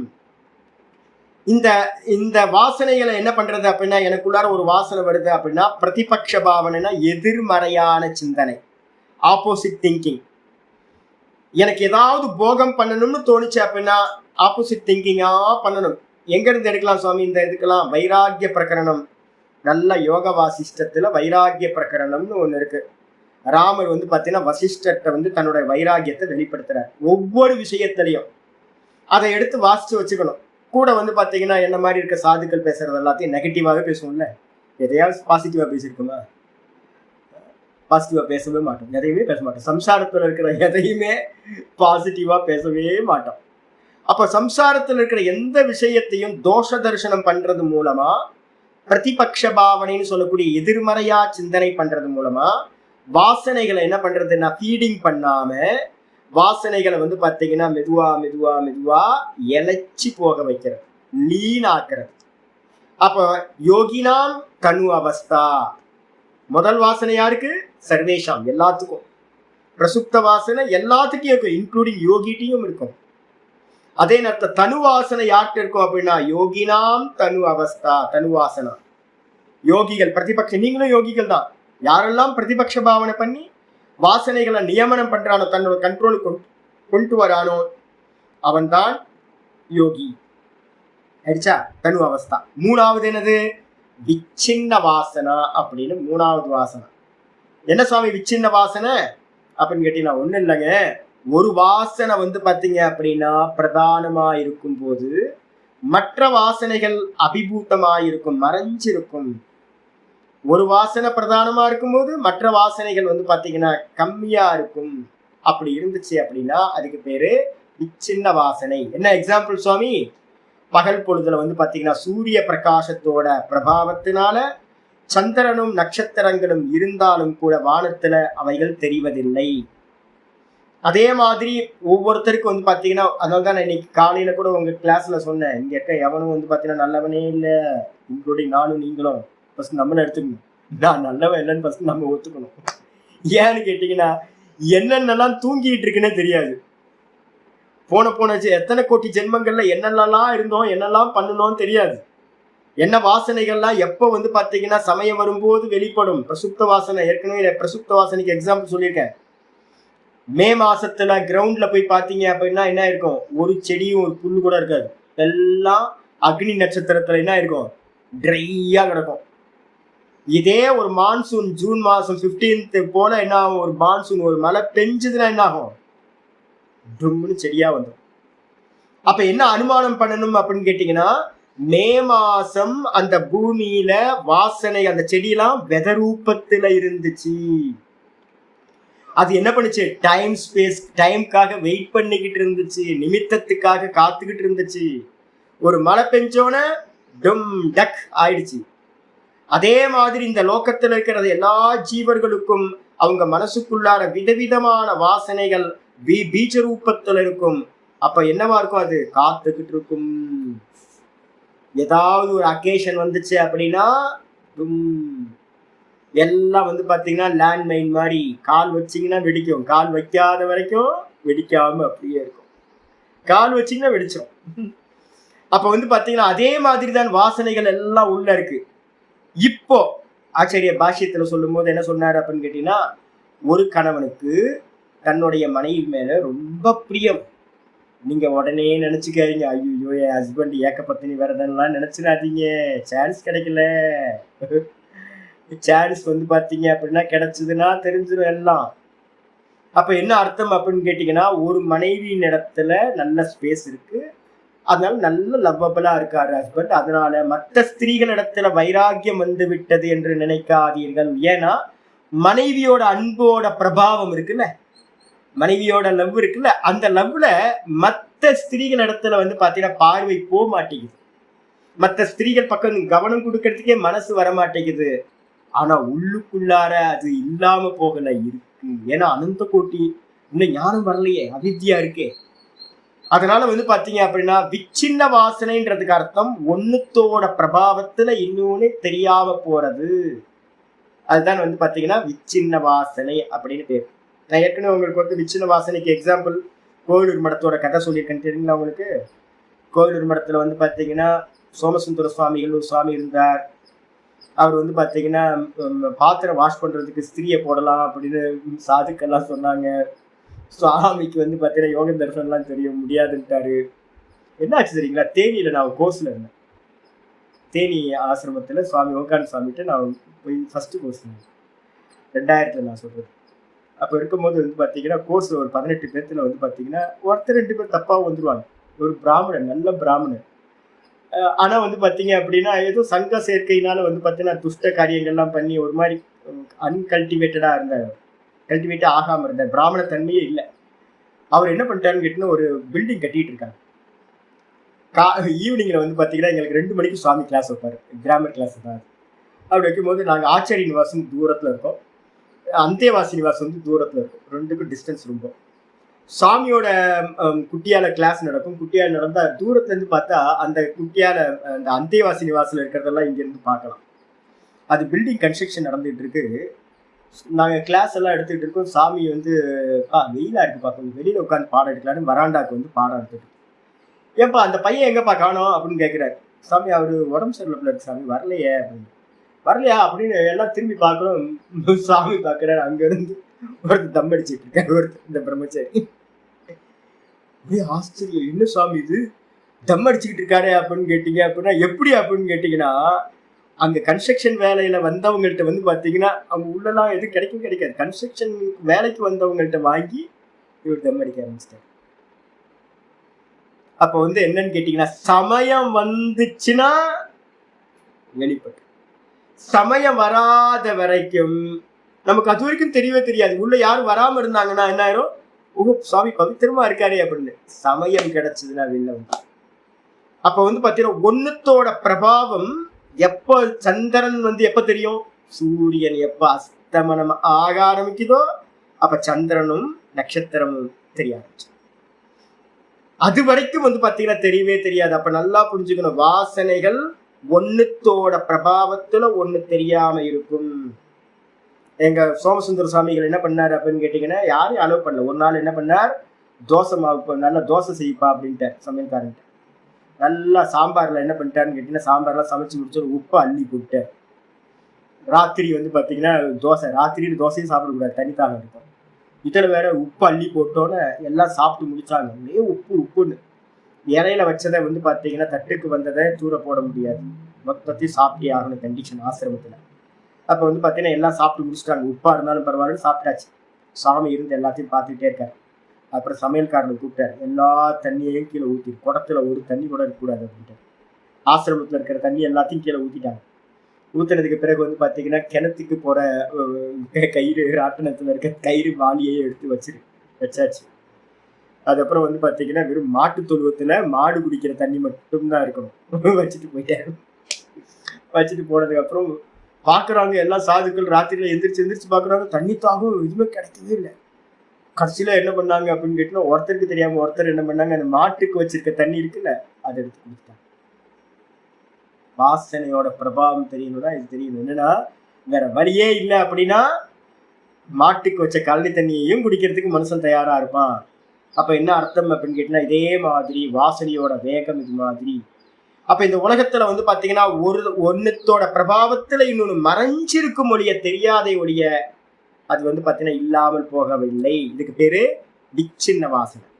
அதுக்கப்புறம் உதார வாசனை என்ன சுவாமி அப்படின்னு கேட்டீங்கன்னா இந்த விச்சின்ன வாசனையும் என்னது, சர்வேஷாம் எல்லாத்திட்டையும் வந்து பாத்தீங்க அப்படின்னா இருக்கும் விச்சின்ன வாசனை. அதே மாதிரி நல்ல வாசனை இருக்கும்போது கெட்ட வாசனை தெரியாது, கெட்ட வாசனை இருக்கும்போது நல்ல வாசனை தெரியாது. நீங்க நினைச்சுக்கலாம் அவன் பாப்பி அப்படின்னு நீங்க சொன்னீங்க அப்படின்னா அவன்கிட்ட வந்து ஒரு புண்ணியாத்மா மறைஞ்சிருக்காருன்றது நமக்கு தெரியாது. ஒரு புண்ணியாத்மாவை பார்க்கணும் அப்படின்னா அவன்கிட்ட ஒரு பாப்பி மறைஞ்சிருக்காருன்னு நமக்கு தெரியவே தெரியாது. அதனால வந்து பாத்தீங்கன்னா புண்ணியாத்மாக்கள்கிட்ட பாப்பியோட வாசனை இருக்கும் வெளிப்படாம, பாப்பிகள் இடத்துல புண்ணியாத்மாவோட வாசனை வெளிப்படாம இருக்கும். அதனாலதான் சொல்றேன் அபிமானம் வச்சுக்காதீங்க. சி நம்மளை பத்தி நல்லா புரிஞ்சுங்க. நமக்கு என்னெல்லாம் தூங்கிக்கிட்டு இருக்குன்னு, சாக்கடை எவ்வளவுதான் இருக்குன்னு நமக்கு தெரியவே தெரியாது. மேல போட்டு நல்லா மூடி வச்சிருக்கு, உள்ள இருக்கிறது என்னன்னு தெரியல. அபிமானமே வேணாம். அதுக்கப்புறம் உதார வாசனை என்னது? சர்வேஷாம் உதாரா வாசனா. எல்லாத்துக்கும் வந்து பாத்தீங்கன்னா உதார வாசனை இருக்கு. உதார வாசனை என்னது அப்படின்னு கேட்டீங்கன்னா, ஆட்டோவா காரியம் எதெல்லாம் நம்ம பண்ணிக்கிட்டு இருக்கோமோ, இப்ப நம்ம டே டு லைஃப்ல பண்ணிட்டு இருக்கோம்ல, உட்கார்ந்து பிளான் பண்ணி எல்லாம் பண்றோமா, இல்ல நேச்சுரலா நிறைய காரியம் பண்ணிக்கிட்டே இருக்கோம்ல. நடக்கிறது, உட்கார்றது, காஃபி குடிக்கிறது, தண்ணி குடிக்கிறது, ஒரே மாதிரியான ரொட்டீனா ஒரே காரியத்தை நம்ம பண்ணிக்கிட்டே இருக்கிறோம். சாப்பிட்றது, தூங்குறது எல்லாம். ஆனா இது எல்லாத்துக்கும் பின்னாடி என்ன இருக்குன்னு கேட்டீங்கன்னா, எந்த யோசிப்பும் இல்லாம பண்ற காரியங்களுக்கு என்ன பேருனா, பின்னாடி இருக்கிறது ஒரு வாசனை இருக்கு, ஒரு தூண்டுதல். அது மூலமா தான் நம்ம பண்றோம். அந்த எல்லா விஷயத்துக்கும் யோசிப்பு இல்லாம பண்ற காரியங்கள் எல்லாத்துக்கும் இருக்க பின்னாடி இருக்கிற வாசனை உதார வாசனை. உதார வாசனை தான் டே டு லைஃப் நமக்கு ஆட்டோவா நம்ம பண்ற காரியங்கள் எல்லாம் நடந்துகிட்டு இருக்கு. இந்த 4 வாசனைகளுக்கு என்ன பேரு? அவித்யான்னு பேரு. சொன்னதுக்கு பிறகு 5வது சூத்திரம் ஆரம்பிக்கிறேன். அவித்யான என்ன சுவாமி லட்சணம்? வாசனைகளுக்கு பேர் வந்து பாத்தீங்கன்னா அவித்யான்னு சொல்லியாச்சு. அவித்யாக்கு லட்சணம் என்னது? அஜ்ஞானம், அவித்யா. வேற எதுவும். அஜ்ஞானத்துக்கு பேர் தான் அவித்யா. அஜ்ஞானம், அவித்யா. சிம்பிள். இந்த அவித்யாக்கு இன்னொரு பேர் என்ன இருக்கு? விபரியம்னு பேர், பொய்யறிவு. அவித்யான்றதுக்கு அர்த்தம் அஜ்ஞானம், இக்னோரன்ஸ். அதுக்கப்புறம் அவித்யான்றதுக்கு இன்னொரு பேர் என்னன்னா விபரியம் அப்படின்னு பேரு. விபரியம் என்ன அர்த்தம்? பொய்யறிவு. சரிச்சா? இத வந்து பாத்தீங்க அப்படின்னா ஆச்சாரியர் சூத்திரத்துல சொல்ல ஆரம்பிக்கிறார். 5வது சூத்திரம் அவித்யான லட்சணம் சொல்ற. அனித்யா சுச்சி துக்கானாத்மசு நித்ய சுச்சி சுகாத்மக்யாதிர் அவித்யா. அனித்யா சுச்சி துக்கானாத்மசு நித்ய சுச்சி சுகாத்மக்யாதிர் அவித்யா. வேதாந்தத்துக்கும் இந்த லட்சணம் எழுதி வச்சுக்கிட்டீங்கன்னா ரொம்ப ஹெல்ப்பா இருக்கு. இது போறதெல்லாம் வேதாந்தத்தையும் யூஸ் ஆகும். அவித்யானா என்ன சுவாமி அப்படின்னா மொத்தம் 4 விஷயம் சொல்றார். அனித்திய விஷயம், அதுக்கப்புறம் அசுச்சினா அசுத்தமான விஷயம், அப்புறம் துக்கத்துல கூட வந்து பாத்தீங்கன்னா அனாத்ம 4 விஷயங்கள் சொல்ற. அனித்திய, அப்புறம் அசுச்சின்னு சொல்லக்கூடிய அசுத்தத்துல, அப்புறம் வந்து துக்கத்துல, அதுக்கப்புறம் அனாத்ம விஷயங்கள்ல. இந்த தேகம் அனாத்மா. இந்த தேகத்துல இந்த 4த்துலயும் நித்திய சுச்சி சுக ஆத்மக்யாதிகி அவித்யா. இந்த அனித்தியத்துல நித்திய புத்தி. எதெல்லாம் அனித்தியம் இருக்கோ அதுலெல்லாம் இதெல்லாம் எனக்கு வந்து பாத்தீங்கன்னா நித்தியமானதுன்னு நமக்கு தோண வைக்குது இல்ல. இதுல வந்து பாத்தீங்கன்னா இன்வெஸ்ட் பண்ணி வைப்போம், இதுல இன்வெஸ்ட் பண்ணுவோம், இது இன்வெஸ்ட் பண்ணுவோம், எல்லாம் இன்வெஸ்ட் பண்ணுவீங்க. நீங்க இருக்கணுமே, நீங்க இருக்கணுமே, நம்ம தான் போயிட போறோமே. அப்புறம் வந்து பாத்தீங்கன்னா எல்லாத்தையும் நித்தியம் வச்சு பிடிச்சு வச்சு என்ன பண்றோம்? அப்ப இந்த உலகத்தை நம்ம நித்தியம் நினைக்கிறோம், இந்த தேகத்தை நித்தியம் நினைக்கிறோமே. அப்ப அனித்தியமான தேகத்திலையும் அனித்தியமான இந்த லோகத்திலையும் நித்திய புத்தி, நித்தியம் என்ற புத்தி உண்டாகிறது அவித்யா. ஒரு லட்சணம். தனித்தனியா எடுத்துங்க, ஒவ்வொருத்தையுமே துண்டு லட்சணமா எடுத்துங்க. அனித்திய விஷயத்தில் அனித்திய விஷயேஷு நித்திய கியாத். அனித்தியமான விஷயத்துல நித்திய புத்தி உண்டாச்சுன்னா அதுக்கு பேர் அவித்யா. 1. 2வது வந்து பாத்தீங்கன்னா அசுச்சி சுச்சிக்கியாத்திகி அவித்யா. அசுச்சி அப்படின்னு என்ன அர்த்தம்? அசுத்தமான விஷயத்துல. அசுச்சி விஷயேஷு. அசுத்தமான விஷயம் எதெல்லாம் அசுத்தம்? நம்ம ஃபர்ஸ்ட் எடுத்தோன்னு ஆரம்பிக்கிறது நம்மள்ட்ட இருந்து ஆரம்பிக்கணும். இந்த தேகம்தான். தேகம்தானே வந்து பாத்தீங்க அப்படின்னா இந்த கவிஞ எவனோ ஒருத்தர் எழுதுனா, நீ குளிச்ச தண்ணீர் வந்து அமிர்தம் என்றே நான் பருவம். இப்படிலாம் எழுதுனா. ஏதோ ஒரு பழைய படத்துல வந்து காதலியை பார்த்து வந்து இப்படி இல்லாம இந்த கவிஞர்கள் பண்ண வேலை இருக்கு பாருங்க. கவிஞர்கள் பண்ணி ஆதி காலத்துல இருந்து கவிஞர்கள் போய் சொல்றதே வேலை. எல்லாத்தையும் தப்பா. ஒருத்தர் குளிச்ச தண்ணி வந்து அமிர்தம்னு இருக்குமா? ஸ்மெல் வராது. அதை போய் எப்படி குடிக்க முடியும்? தீர்த்தமா? கோயில்ல இருக்க தண்ணியே வந்து அவன் சுத்தம் பண்ணல அப்படின்னா, ஒழுங்கா சுத்தம் பண்ணியிருந்தா அபிஷேகம் பண்ண இது வந்து பாத்தீங்கன்னா தீர்த்தம் ரொம்ப நல்லா இருக்கும். தீர்த்தத்துல ஒரு ஸ்மெல் இருக்கு. நல்ல ஒரு அந்த பஞ்சாமிர்தம் அது இதெல்லாம் பால் எல்லாம் சேர்ந்து வரும்போது ஒரு ஸ்மெல் வரும். சிலைக்குன்னு சுவாமிக்குன்னு ஒரு இது இருக்கு. இது வந்து சரீரத்துக்கு எப்படி இருக்கும்? அப்ப சரீரத்தை நம்ம சுத்தம்னு நினைக்கிறோம்ல, என்னோட சிஷ்யர்கள்ல ஒருத்தர் வருவார், சாமி இந்த ஹைஜீனிக்கா சாமி, மண்ணாங்கட்டி ஹைஜீனிக், உலகத்துல ஒண்ணுமே ஹைஜீனிக்கே இல்லை, ஏன்னா அவித்யாமயம். ஹைஜீனிக்னு ஒண்ணு இல்லவே இல்லை, சுத்தம்னு ஒண்ணு இல்லவே இல்லை. ஆனா நம்ம என்ன பண்ணிட்டோம், அசுத்தமானதுல எல்லாம் சுத்தம்னு பாக்குறோமா. அந்த கியாத்தினா புத்தி, அந்த புத்திக்கு பேர் தான் அவித்யா. ரெண்டாவது லட்சணம். மூணாவது லட்சணம் சொல்றாரு, துக்க விஷயேஷு சுகக்கியாதி. துக்க விஷயம் எல்லாமே சுக்கம் துக்கம், எதை அனுபவிக்கிறதா இருந்தாலும் பின்னாடி பாத்தீங்கன்னா அதுக்கான பெயின் இருக்கு பாருங்களேன். எல்லாத்துலயும் ஒரு பெயின் இருக்கு. பாயசம் சாப்பிடலாம், நல்லதா இருக்கு. அரை மணி நேரம் ஆயாசப்பட்டாதான் பாயசம் கிடைக்கும். அரை மணி நேரம் மெனக்கிடணும், மெனக்கெட்டாதான் பாயசம். அப்போ பாத்தீங்கன்னா பாயசம் சாப்பிடலாமா, சும்மா இருக்கலாமா, சும்மா இருக்கிறது சொல்லும். தேவையில்லாம பாயசம் பண்ணி 5 நிமிஷத்துக்குள்ளார என்ன பண்ணுது, உள்ள போயிடுது. குடிச்சோடனே ஒரு கிளாஸ், நானும் தண்ணியே குடிக்க மாட்டேன். ஏன் தெரியுங்களா, தண்ணி குடிச்சா அந்த அந்த சுகம் போயிடுமேன்னு தண்ணி குடிக்க மாட்டேன். காஃபி குடிச்சேன் அப்படின்னா தண்ணி குடிக்கிறது இல்லை. ஏன் அப்படின்னு கேட்டீங்கன்னா, அப்படியே ஓட்டலாமே, அந்த காஃபியோட டேஸ்ட் எவ்வளவு நேரம் இருக்கும். தண்ணி குடிச்சா பிரேக் ஆயிடும், தண்ணியே குடிக்க மாட்டேன். காஃபி குடிச்சிட்டு நல்ல ஸ்வீட் சாப்பிட்டு தண்ணி குடிக்கிறது இல்லை. ஏன் அப்படின்னா குடிச்சா பிரேக் ஆயிடும். ஆனா நம்ம என்ன பண்ணிட்டோம்னு கேட்டீங்கன்னா, அந்த பெயின் எல்லாம் மறந்துட்டோம், பே பண்ண வேண்டியதெல்லாம் மறந்துட்டு அந்த 5 நிமிஷம் சுகத்தை பாத்தீங்கன்னா நம்ம நினைச்சுக்கிட்டு இருக்கோம். அப்போ பாத்தீங்கன்னா வாஸ்தவத்துல இந்த உலகம் மொத்தமும் என்னது, துக்க விஷயம் தான். இந்த துக்க விஷயத்துல பாத்தீங்கன்னா சுகக்கியாதிர் அவித்யா. சுகபுத்தி உண்டாச்சு அப்படின்னா, இது சுகம் அப்படின்னு உண்டாச்சுன்னா இந்த தேகத்திலையும் இந்த ஜெகத்திலையும் அது அவித்யா. அதுக்கப்புறம் அனாத்மசு. அனாத்மசு அப்படின்னா அனாத்ம விஷயேசு. அனாத்ம விஷயமா இருக்கிற தேகம், இந்த ஜெகத்து எல்லாத்திலையும் இந்த தேகாதிகள் என்ன வருது நமக்கு, நான் நான் நான். இந்த நான் அப்படின்னு தேகத்தை நினைக்கிறோம், என் பிள்ளைய தேகம் நினைக்கிறோம், என்னோட பேர குழந்தைய தேகம் நினைக்கிறோம், என்னோட ஹஸ்பண்ட தேகம் நினைக்கிறோம், என்னோட ஒய்ஃபை தேகம் நினைக்கிறோம், என்னோட அப்பா அம்மாவை தேகம் நினைக்கிறோம், எல்லாத்தையும் தேகம் தேகம் நினைக்கிறோம். பாத்தீங்களா, அனாத்ம விஷயத்துல ஆத்ம கியாதி, ஆத்ம புத்தி உண்டாகிறது அவித்யா. இந்த 4 விஷயங்கள் தான் அவித்யானு. ஆயிடுச்சா? சொன்னதுக்கு பிறகு 6வது சூத்திரம். 6வது சூத்திரம் சொல்ற, அவித்யா பாத்தீங்கன்னா க்ஷேத்திரம் சொல்லியாச்சு. 2 சூத்திரம் அவித்யாக்கு. அவித்யாக்கு பாத்தீங்கன்னா ஒண்ணு இக்னோரன்ஸ், இன்னொன்னு பாத்தீங்கன்னா வாசனா. 2 ரூபம். வேதாந்தத்துல நிறைய பேருக்கு இந்த வாசனையை விட்டுடுறாங்க. இதை சொல்லுவாங்க அஜ்ஞானம்ன்ற இக்னோரன்ஸை சொல்லுவாங்க, ஆனா வாசனா விஷயத்தை விட்டுடுறாங்க. ஆயிடுச்சா? இதுக்கப்புறம் 6வது சூத்திரம் சொல்லுது, அவித்யா க்ஷேத்திரம் உத்தரேஷம் சொல்லிட்டோம். 5 கிளேஷங்களுக்கும் லேண்ட் எது, இந்த அவித்யா தான் லேண்ட். இந்த லேண்ட்ல இருந்து வரக்கூடிய முதல் குழந்தை எது சுவாமி, முதல் மொட்டு, ஒரு செடியில இருந்து விதையில இருந்து வரக்கூடிய அந்த அரும்பு வரும்ல, முதல்ல முளை வருமே, அந்த முளை எது சுவாமி, முதல்ல இருக்கிறது 6வது சூத்திரத்தை சொல்லுது. திருக் தர்ஷன சக்தியோர் ஏகாத்மதா ஏகாத்மதேவா ஸ்மிதா. திருக் தர்ஷன சக்தியோர் ஏகாத்மதேவா ஸ்மிதா. பிரிச்சு சொன்னோம் அப்படின்னா நல்லா இருக்கும். திருக் தர்ஷன சக்தியோர் ஏகாத்மதா இவ அஸ்மிதா. திருக் தர்ஷன சக்தியோர் ஏகாத்மதா இவ, ஏகாத்மதா இவ அஸ்மிதா. அஸ்மிதானா என்னன்னு கேட்டீங்கன்னா வேற ஒண்ணு இல்லை சாமி. அஸ்மிதான்றதுக்கா அஸ்மிதா, நான் என்ற எண்ணம். தேகத்தில் இருக்கக்கூடிய நான் என்ற எண்ணத்துக்கு பேரு அஸ்மிதா. அகங்காரம் நம்ம சொல்றோம்ல, இந்த அகங்காரத்துக்கு இன்னொரு பேரு தான் அஸ்மிதா. முதல் விஷயம் என்னன்னா அகங்காரம் தான் உண்டாகுது.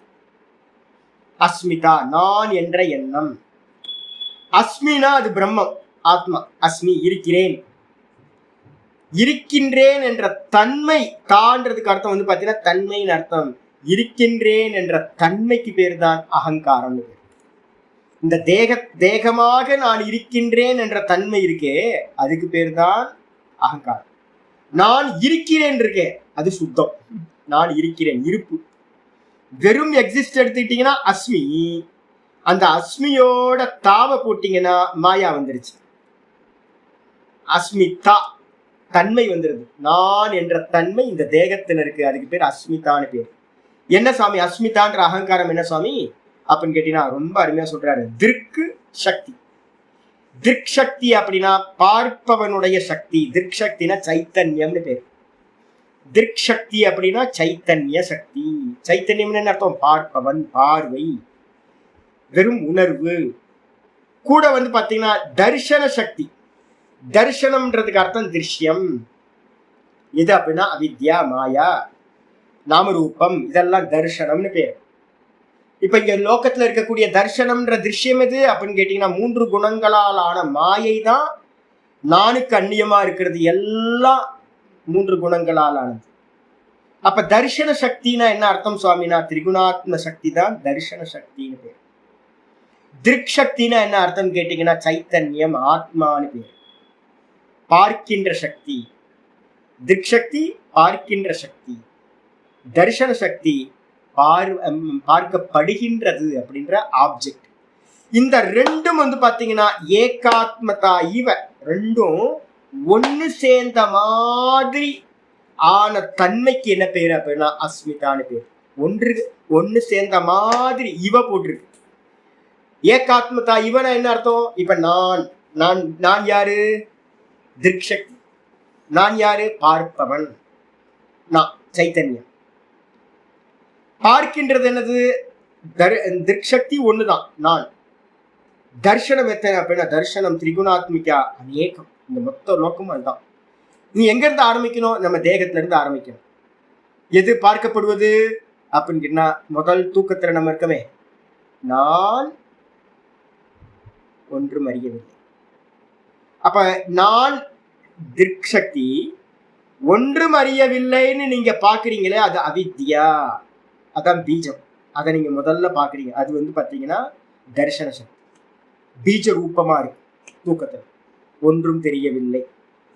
அப்புறம் வேக்கப் ஆகும் போது என்ன ஆச்சு அப்படின்னு கேட்டா முதல்ல பிராணன் வேக்கப் ஆயிடுச்சு, ஆதாரமா இருக்கு, சுவாசம் போயிட்டு இருக்கு தெரியுது, அது தர்ஷனம்னு பேரு. அப்புறம் புத்தி வேக்கப்பாச்சு, தர்ஷனம்னு பேரு. மனசு வேக்கப்பாச்சு, தர்ஷனம்னு பேரு. இந்திரியங்கள் வேக்கப்பாச்சு, தர்ஷனம்னு பேரு. என்னோட தேகம் வேக்கப்பாச்சு, தர்ஷனம்னு பேரு.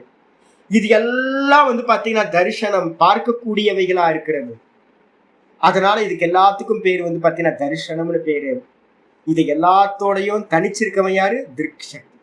இந்த ரெண்டு என்ன ஆயிடுச்சுன்னு கேட்டீங்கன்னா ஏகாத்மதா இவ, ஒன்றான தன்மையை அடைந்தது போல, ஒன்னானது மாதிரி நான் பிராணனோட ஒன்னாயிட்டேன். தூக்கத்திலேயே ஒன்னாயிட்டோம். ஜி தூக்கத்துல என்ன இருந்துச்சு? ஜி நல்லா தூங்கணும் ஜி, ஒன்னும் தெரியல ஜி, ஒன்னும் தெரியலன்னு உங்களுக்கு ஆப்ஜெக்டா நீங்க அறியறீங்களா இல்ல உங்களோட சேர்ந்து அறியறீங்களா அப்படின்னு கேட்டீங்கன்னா நம்ம எல்லா ஜீவர்களும் வெளியில இருக்கிறவங்க எல்லாரும் என்ன பண்றாங்கன்னா விசாரம் பண்ணாத வரைக்கும் நான் சுகமா தூங்கின, வேற ஒன்றும் தெரியலச்சு அப்படின்னு. அப்போ வேற ஒன்றும் தெரியலன்றது செப்பரேட் பண்ணல. நான் உங்களுக்கு ஒவ்வொரு கிளாஸ்லயும் எப்ப சொன்னாலும் நான் அதை செப்பரேட் பண்ணி சொல்லிக்கிட்டே இருக்கிறேன். நான் ஒன்றும் அறியவில்லை வேற அப்படின்னு. ஆனா லோகத்துல எங்க போனீங்கன்னாலும் இதை செப்பரேட் பண்ணி யாரும் சொல்ல மாட்டாங்க. ஜி நல்லா தூங்கணும் ஜி, ஒன்னும் தெரியல ஜி அப்படிவாங்க. இந்த ஒன்னும் தெரியலையன்றதையும் கூட என்ன பண்ணுவாங்கன்னா நான் நல்லா தூங்கினதோட சேர்த்துதான் இணைச்சு சொல்றாங்க. அப்ப பாத்தீங்கன்னா சிங்க் ஆயிடுச்சு. தூக்கத்திலேயே அந்த அவித்யாவோட ஒன்னாயாச்சு. அப்புறம் பிராணனோட நமக்கு என்ன இருக்கு? நான் பிராணன் ஆயிட்டேன். பிராணனையும் என்னையும் ஒன்னாக்கிட்டேன். நான் புத்தியையும் என்னையும் ஒன்னாக்கிதான் பாக்குறேன். என் புத்தி நான் அப்படின்னு புத்தியில. அது அப்புறம் மனசு, இந்திரியங்கள், தேகம், இதெல்லாம் நான்ன்றது அப்படி கலந்த மாதிரி. கலக்குமா? கலக்காது. ஸ்கிரீனோட காட்சி கலக்காது. அதே மாதிரி நானோட இந்த திருஷ்யமா இருக்கிற எந்த விஷயமும் ஒன்னாக்க முடியாது. ஆனா ஒன்னான மாதிரி இருக்கிற தன்மை எதுவோ அதுக்கு பேர் தான் அஸ்மிதா அப்படின்னு. இதோட நிறுத்திட்டு நாளைக்கு மீதியம். ஓம் பூர்ணமத பூர்ணமிதம் பூர்ணாத் பூர்ணமுதச்யதே பூர்ணஸ்ய பூர்ணமாதாய பூர்ணமேவாவசிஷ்யதே. ஓம் சாந்தி சாந்தி சாந்தி. ஹரி ஓம். ஸ்ரீ குருப்யோ நமः. ஹரி ஓம். நாராயண். ஏற்கனவே கேட்டதுதான், சிலதெல்லாம் அங்கங்க விட்டு நிற்கும். எல்லாத்தையும் கம்ப்ளீட் பண்ணுறது மனனம்.